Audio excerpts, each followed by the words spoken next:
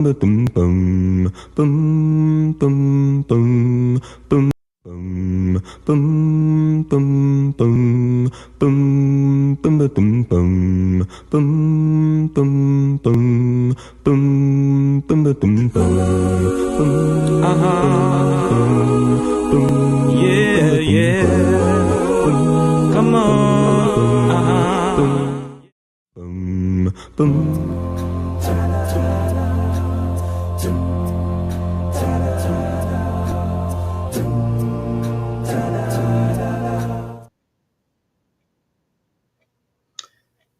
Pleasant good morning to you, radio listeners who are joining us on Zeno Radio and LBW Radio Ministries. I am Roy Graneau, your host on Saturday Morning Live with Churches of Christ around the world. It is a pleasure to have you in audience, and it is my prayer that what will be said today will be a blessing and a source of encouragement to your life, wherever you are joining us from, whether it is in Africa, in the US, in the Caribbean islands, in Atlantic, Canada, and Bermuda. We are pleased to have you in audience with us this morning. I am Roy Graneau, your host, and with me is Brother Thaddeus Bruno. Brother Bruno, welcome. Thank you. Thank you very much, Brother Graneau. Good to be here with you. I want to commend you for this initiative in making churches of Christ around the world more familiar to all brethren in various parts. I think this is a good work, and I'm thankful for the opportunity to be with you today and with your audience. I want to also greet your audience in all of the various places. It may be evening or morning for you in your particular location, but thank you for the opportunity to share with you. Thank you, my brother. We have you in studio, and you are Thaddeus Bruno. Can you share with us some information about yourself, where you are from, where you were born? Certainly, a lot of persons have middle names, but my parents thought maybe I could only handle one. So my name is Thaddeus Bruno. I was born and raised on the beautiful nature island of Dominica, officially the Commonwealth of Dominica. And I became converted to Christ there on Dominica as well. So it's not only my native island, but in terms of my Christian upbringing, this is where I was also converted to Jesus Christ.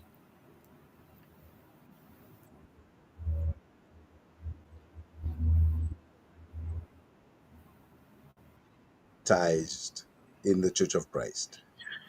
I was baptized, Brother Grano, in 1976. 1976.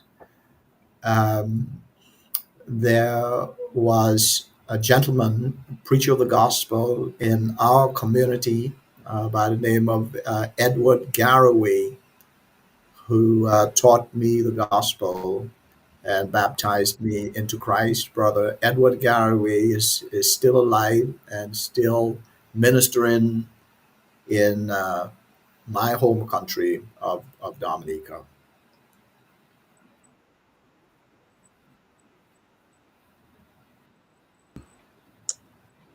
Since you were converted to Christianity, um, where did you get your spiritual education? Thank you, Brother Grano. I like to think of my spiritual foundations as coming from my mother and father. Mhm. Um, my mother was a member of the Methodist Church, and my dad a member of the Roman Catholic Church. And they brought me up along with my other siblings, having an orientation in both of those religious organizations where we got a lot of moral teaching about right and wrong, do not steal, do not lie, things of that nature. And so I think of that being the foundation on which I would build later on.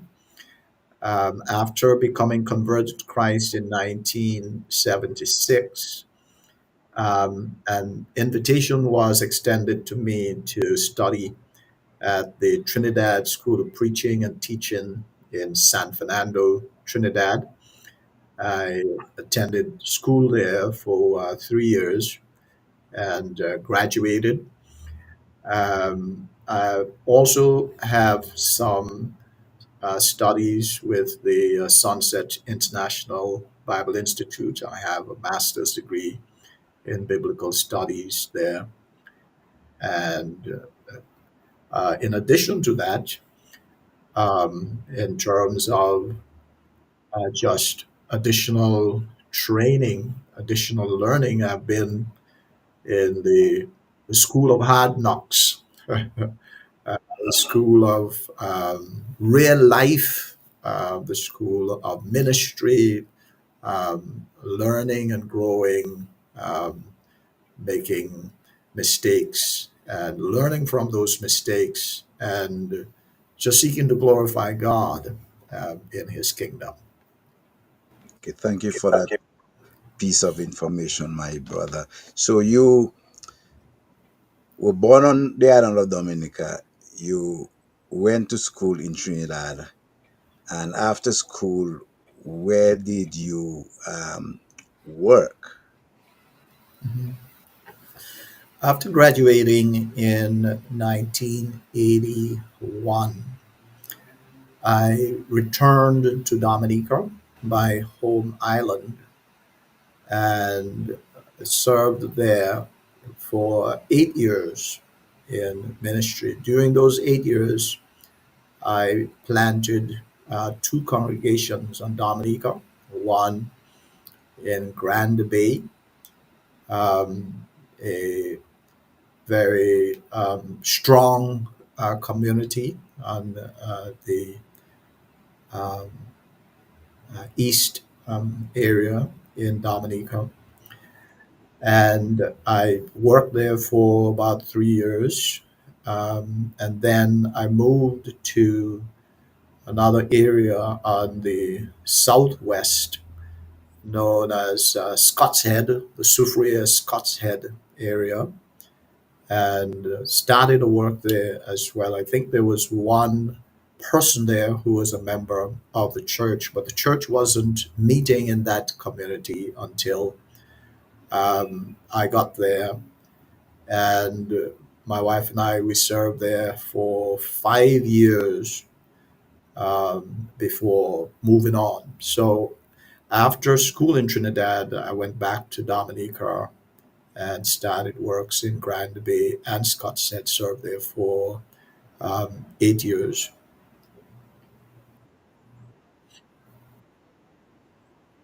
Help to start on the island of Dominica. Are these congregations still existing?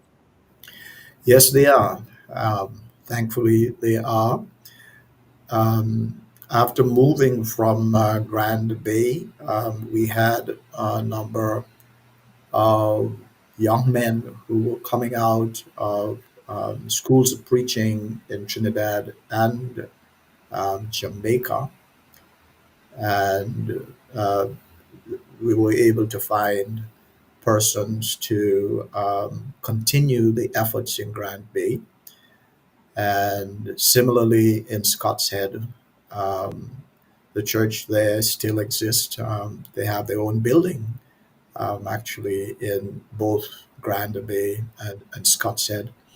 Some of the missionaries who supported my work during those years, thankfully, they were not just supporting me as a person, but they were committed to the work. And therefore, even after I moved on personally, they continued to support the work. So, for example, in Grand Bay, the building that now exists there that occurred long after I was gone, but because of the continued commitment to the work on the part of those who were supporting from the United States. Thank you. So you worked in Dominica for about 8 years, and then after Dominica, where did you move to?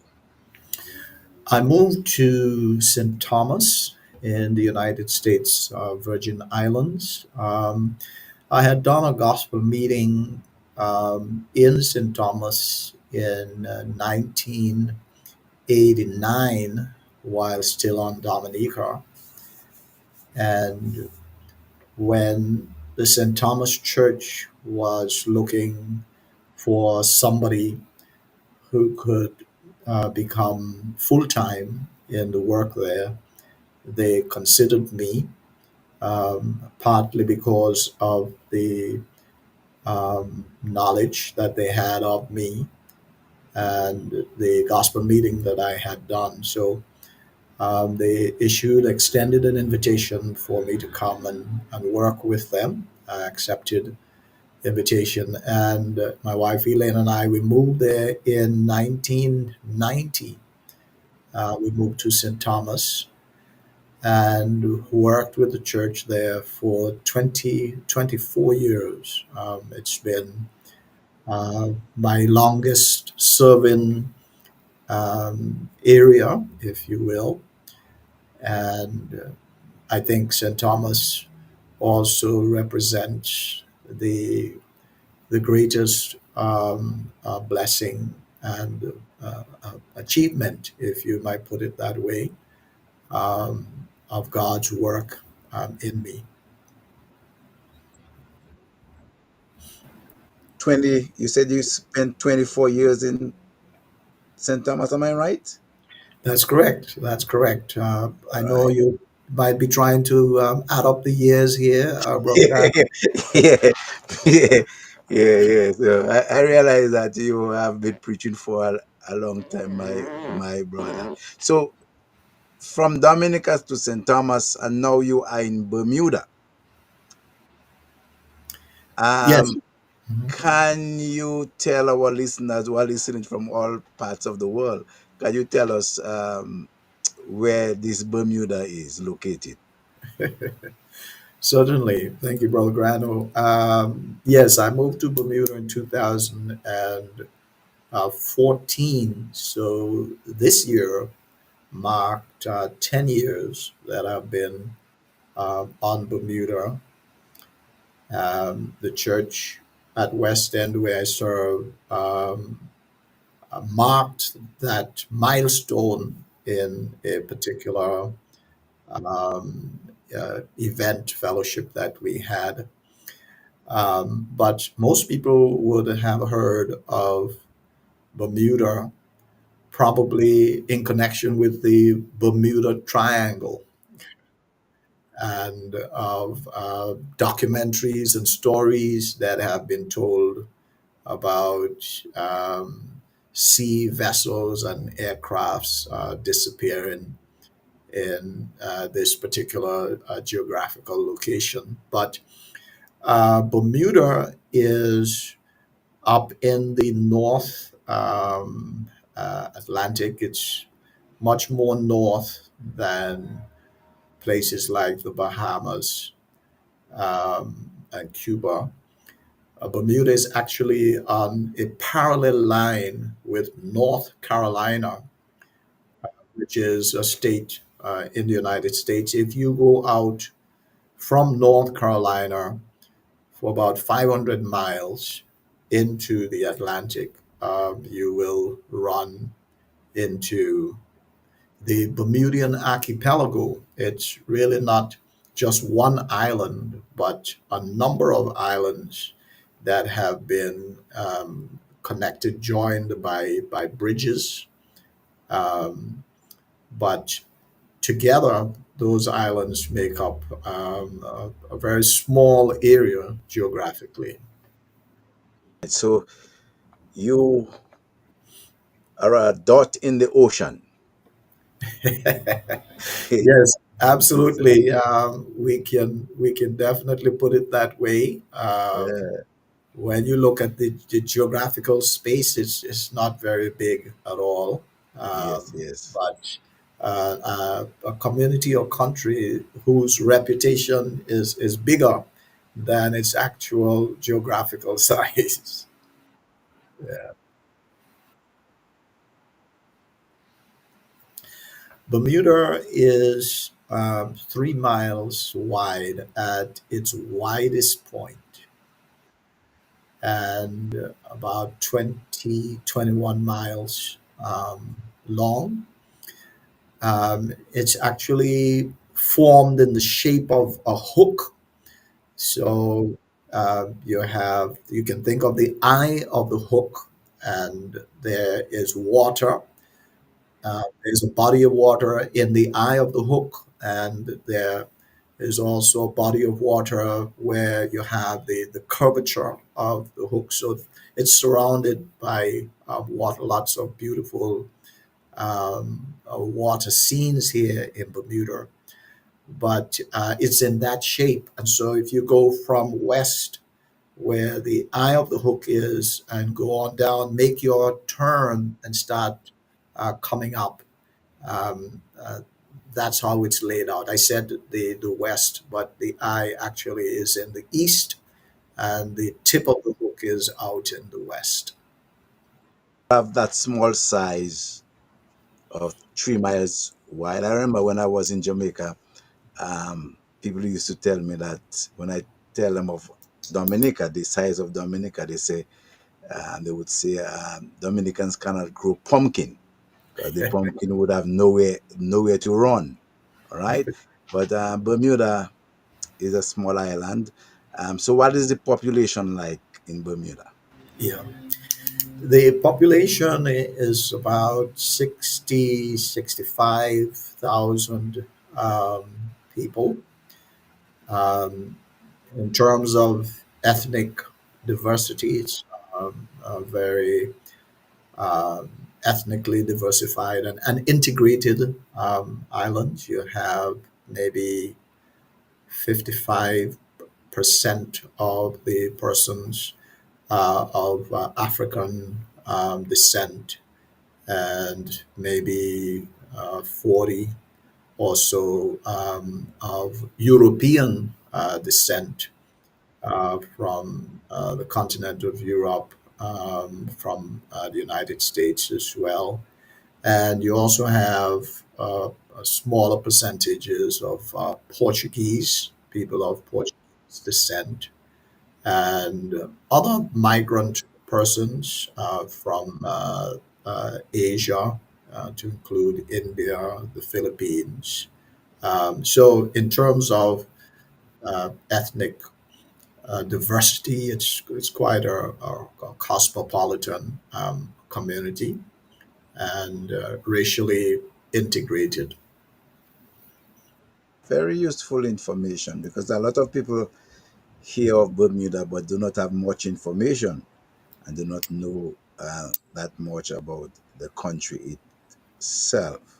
So, with that small island size, and then you have about approximately about 60,000 people on the island. Um, do you know when the Churches of Christ came to the shores of Bermuda? Mhm. Yes, I do. We were blessed in Bermuda to host the 49th annual Caribbean Lectureship of the Churches of Christ. And as part of preparing for that, there was a history of the church in Bermuda that was compiled. I'm holding up for the audience here.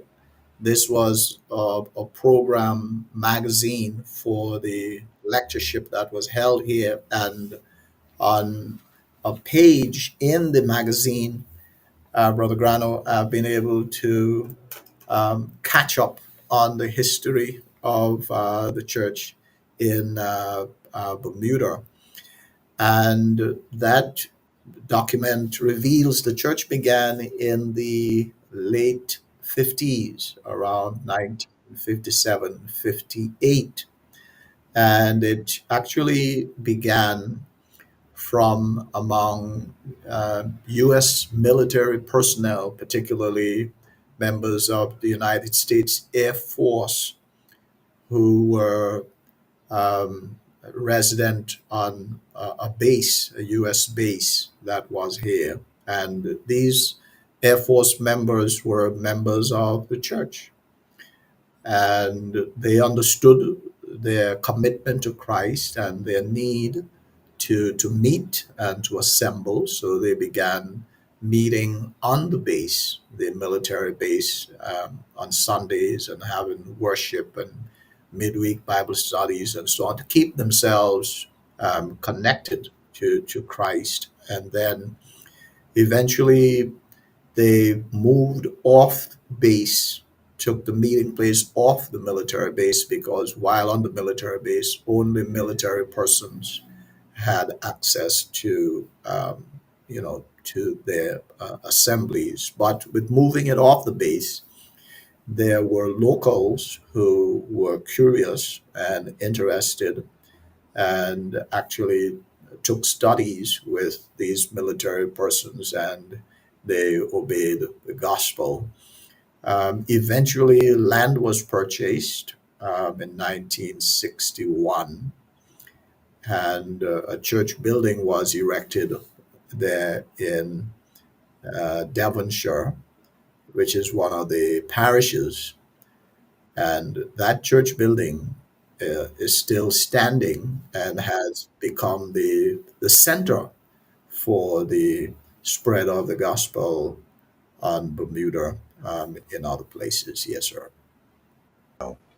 So with that approximately 60,000 people, and you said the work um, started in the 50s, um, how many congregations of the Churches of Christ do you have on the island now? We currently have four congregations Wow. on the island of Bermuda. We have Brighton Hill, which is where the work started. The first church building was erected in 1961, which incidentally is my birth year. And from Brighton Hill, the work was planted. Brighton Hill actually participated in planting another congregation in the west, where I currently serve.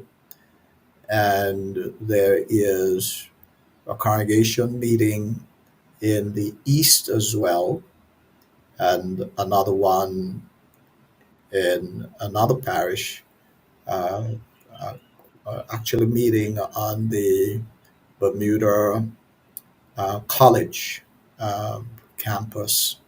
So we have four congregations or places of meeting on Bermuda. And Church of Christ. Am I right? This is correct. Yes. This is So the West End Church of Christ, when did that congregation officially had its beginning? I'm not sure of the precise date, Hmm. um, but I do know that I've been with them for 10 years, and prior to me coming, they had been without a minister and looking for a minister for 20 years.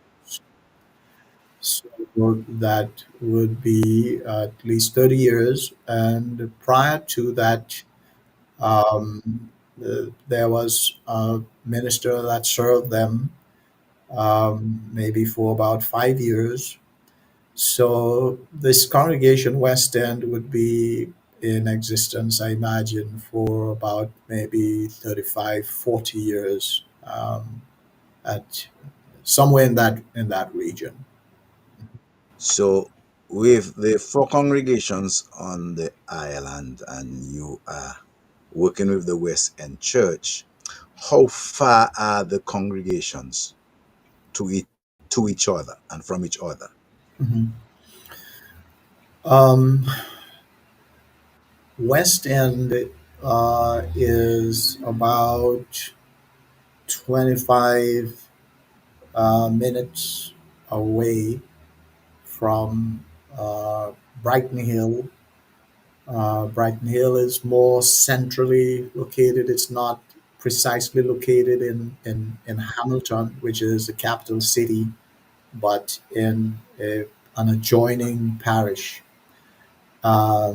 So I don't know, it might be 10 miles from West End, and East End would be about the same distance, maybe about 10 miles from Brighton Hill.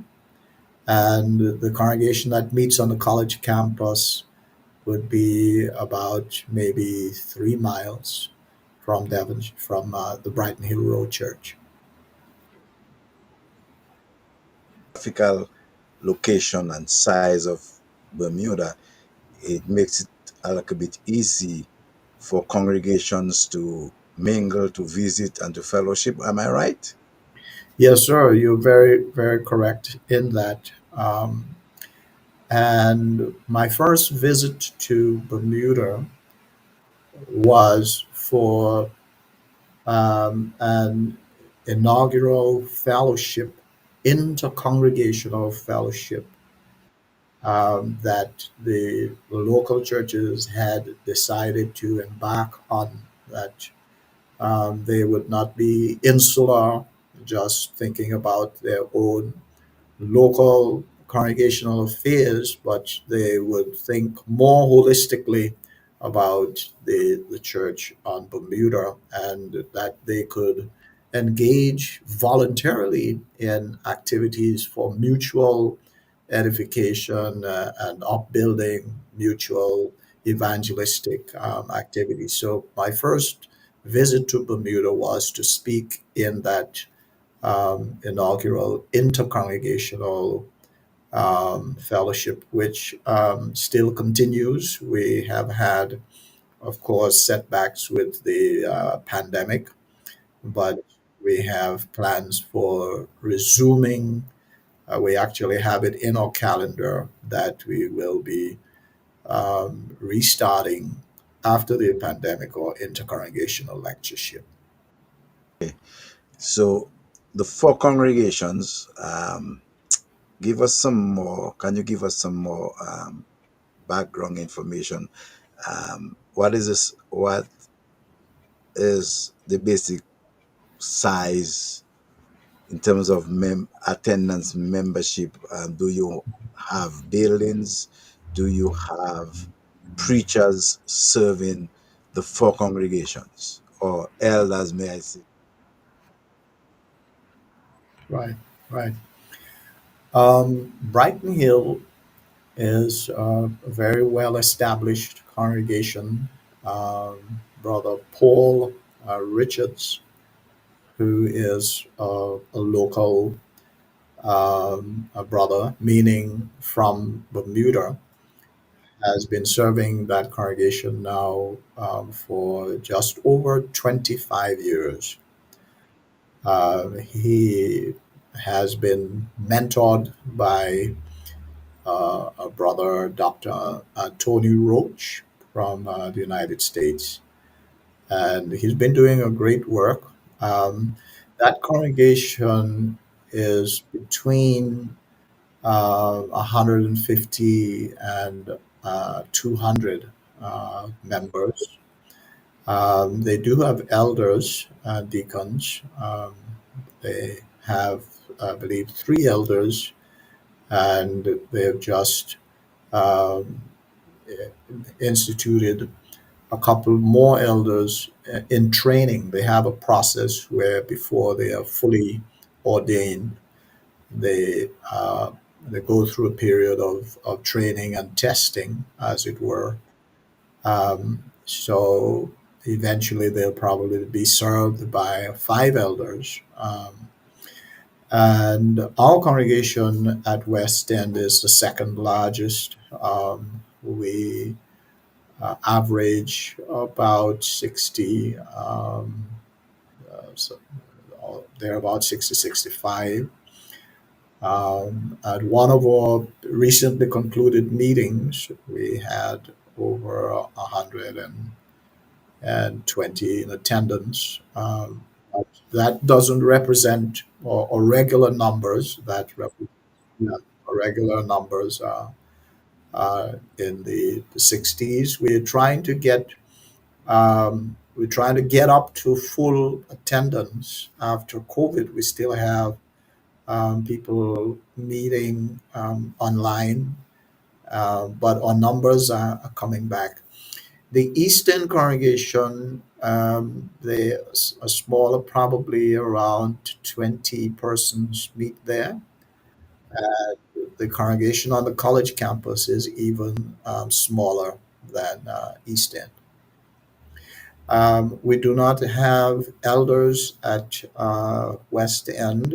We are hoping uh, in the next 4 or 5 years to be able to have all men and some who have been targeted, as it were, to hopefully be appointed as elders and deacons at the West End Church. Okay. So I was asked the other part of segment two, that what I was asking. Do you have your own buildings? Do you have preachers? You are preaching there. You said the brother at the Brighton Church has been there for 25 years. But do the other two congregations, do they have their own preachers? The one of those, the congregation that meets on the college campus, has a trained preacher. He actually is a graduate from Jamaica, but he works secularly and serves the church. Um, and the Eastern congregation does not at the moment have a full time preacher, but different brothers who are capable within the congregation. They rotate in taking turns in doing lessons and so on. Brighton Hill has its own building going back to 1961. Um, uh, nice facility. They have, however, purchased land not too far from there and are looking to expand to have more space. The auditorium, um, our auditorium at West End is larger than theirs. So, given that it was constructed in 1961, I would think that represented a dream for them to be able to fill that building, but they have done that and figure they need more space. Um, so they have their own building, and we have our own building at West End as well. We can seat around 300 people at West End. We have down upstairs and downstairs with fellowship area and classrooms. We have a library where brethren can come and study and do research and so on. The other congregations do not have their own facilities. They rent space.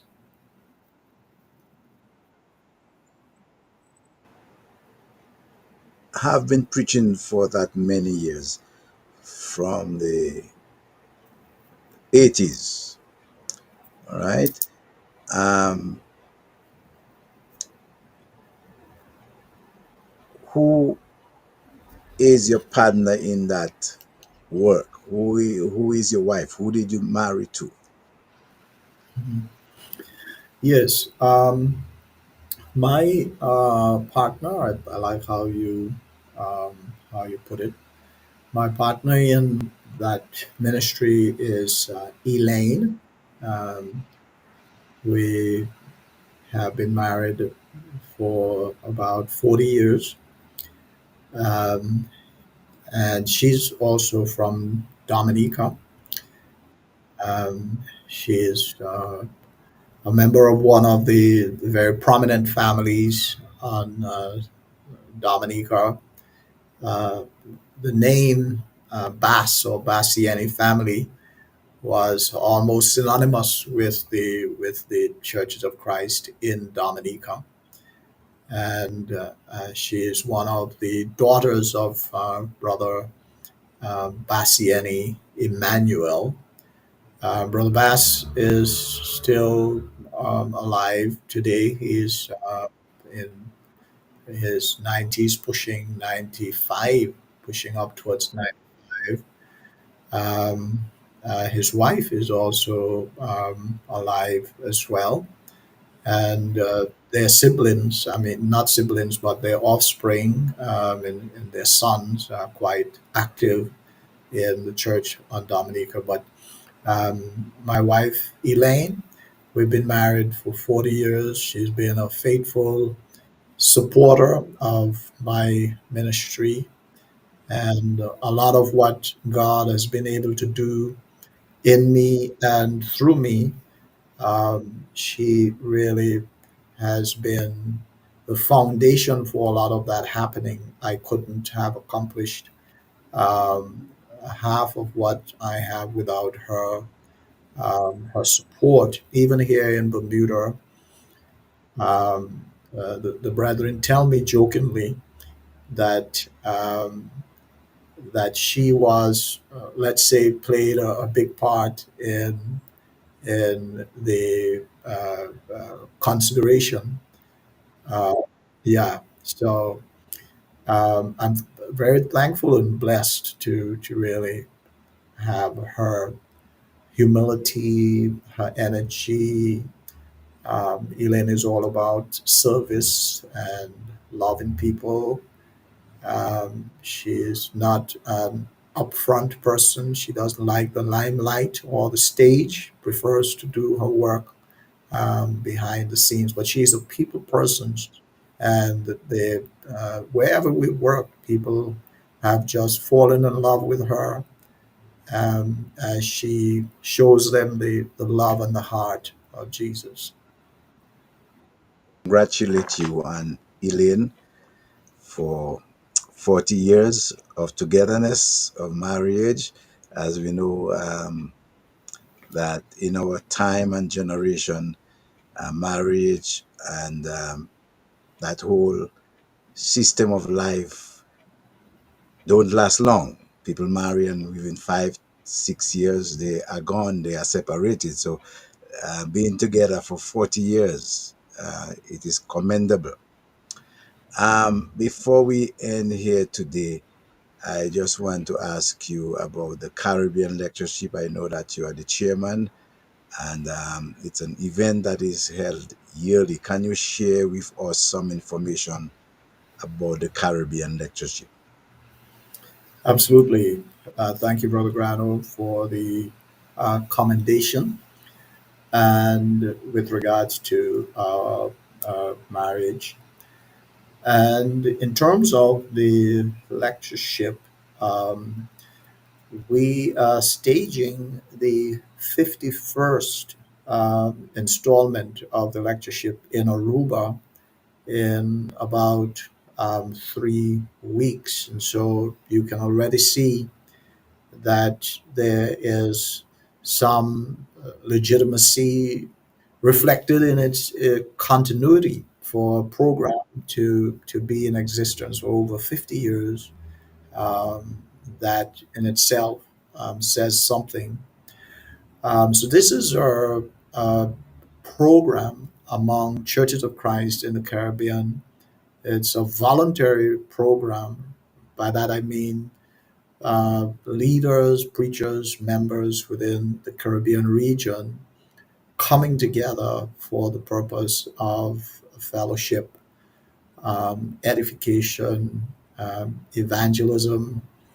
At the lectureship, we form networks that we can later utilize. For example, we meet people at the lectureship who may be doing, let's say, a workshop on conflict resolution.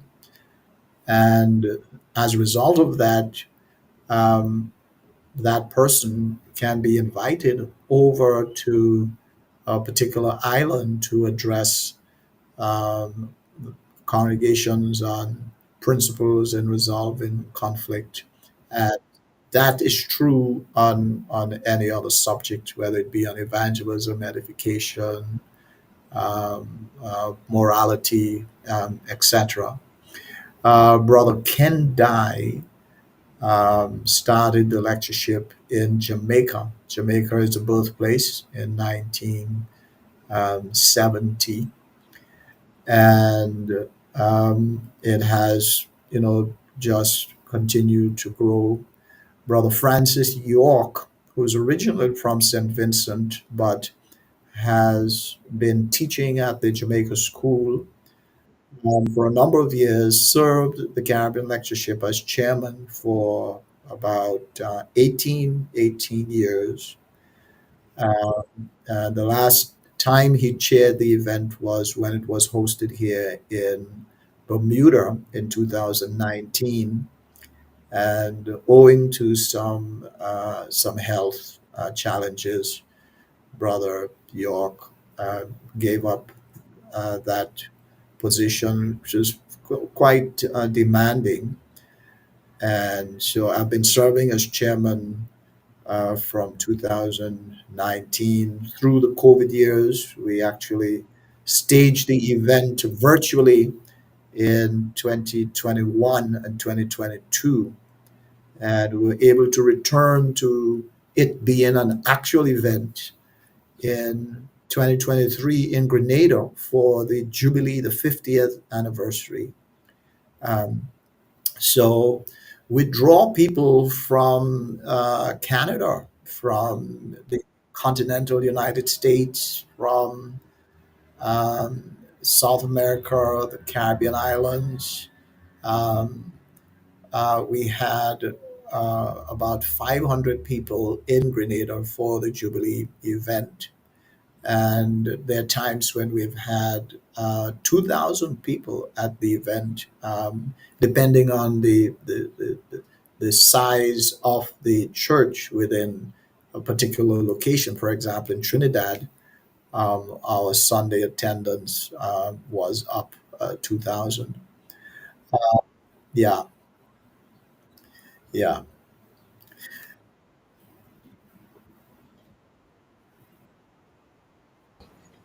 for being with us this morning and for sharing with the radio audience in different parts of the world important information of yourself, of the work that you have been doing from Dominica to St. Thomas Virgin Islands and now located in Bermuda. Any final thoughts before we end? Uh, I would just say again, it was a pleasure being with you, Brother Grano, and your audience. I was grateful to share. I've been looking at some of the recordings that you do along with Brother Dexter behind the scenes, and I found them to be quite informative. The particular interview you had with the Muslim brother. my wife and I viewed together, and found it to be really interesting and fascinating.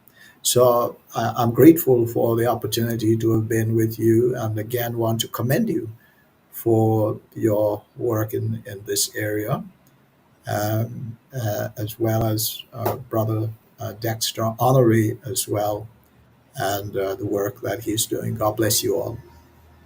Thank you. So, ladies and gentlemen, brothers and sisters across the world, this has been Churches of Christ around the world, Saturday Morning Live with host Brother Roy Graneau. And today we had in studio Brother Thaddeus Bruno, working on the island of Bermuda.